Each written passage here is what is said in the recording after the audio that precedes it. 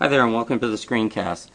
Today I'm going to solve some of the problems that you might see on today's quiz on solving rational equations and also working with fractions, converting improper fractions to mixed numbers and mixed numbers to improper fractions.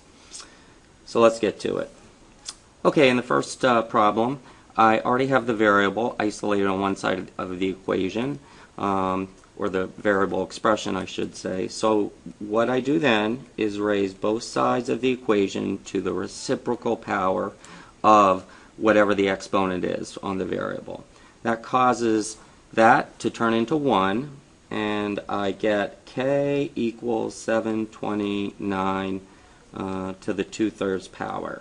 So I need to do that on my calculator. So I'm going to do 729. Then I'm going to hit the exponent key. And now, very important, I need to put the fraction in parentheses. So I'm going to do open parentheses, 2 divided by 3, close parentheses. And what do I get? I get 81. All late buses are now here. Any student arriving at this time should be marked late. Thank you. So I get k equals 81, and that's my answer. Alright, moving on. Let's do one that's a little harder. Okay, here's one. There's a number in front of the variable. However, that entire expression is within parentheses. So that's the variable expression that I need all by itself on one side of the equation. So what I'm going to do is I'm going to raise both sides of the equation to the reciprocal power of 3 to the 1 first. And that gives me 27 equals, let's see, 27m. Okay, because when this is power of a power, that means you multiply the exponents. That gives you 3 over 3, which is just 1. Now I'm going to divide by 27 to finish the problem. And I'm going to get m equals 1 as my solution. All right, next one. 4x plus 13 to the 1/3 power. Alright, the expression with the exponent is already all by itself on one side of the equation, so I'm going to raise both sides of the equation to the reciprocal power. And notice when I do that, I put parentheses around everything on both sides of the equation. So that's going to give me 4x plus 13.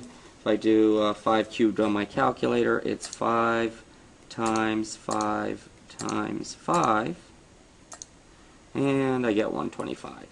So my new equation is 4x plus 13 equals 125. So now I'm going to subtract 13 and get 122. And by the way, the secret sentence today is I watch the screencast. Alright, those are the first few words of the secret sentence. So I get not 122, 112. Correction.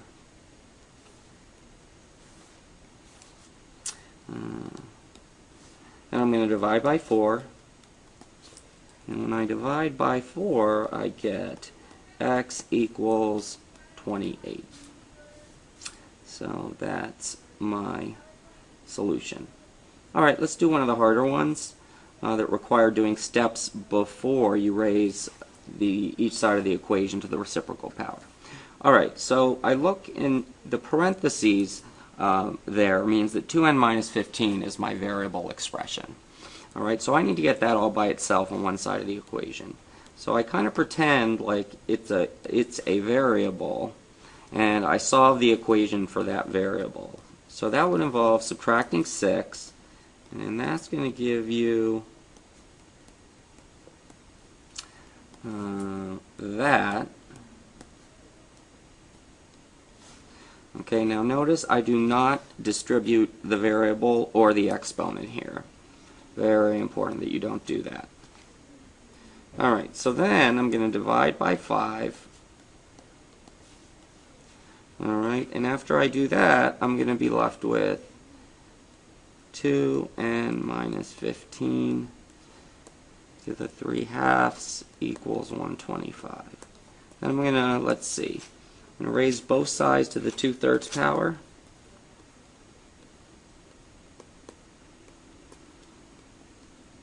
And I would do the right side on my calculator. I happen to know what it is, so I'm not going to spend any time on it. So 125 actually turns out to be 125 to the 2/3 power turns out to be 25. Then I'm going to add 15. It's going to give me 2n equals 40. Divide by 2. I'm going to get n equals 20. And that's my solution. Alright, so that's as difficult as they come. Now let me review how to make a mixed number out of an improper fraction.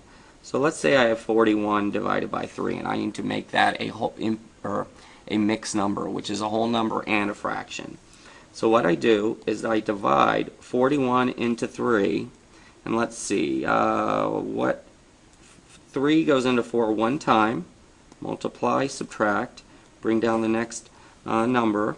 3, let's see, 3 goes into 11 3 times, so then I multiply and subtract.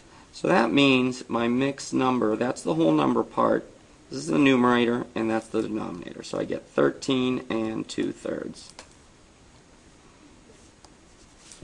Alright, and then finally, probably the easier one for you guys is, let's say I have 4 and 7/10, and I want an improper fraction, which is a fraction only and no whole number. So I'm going to multiply and add.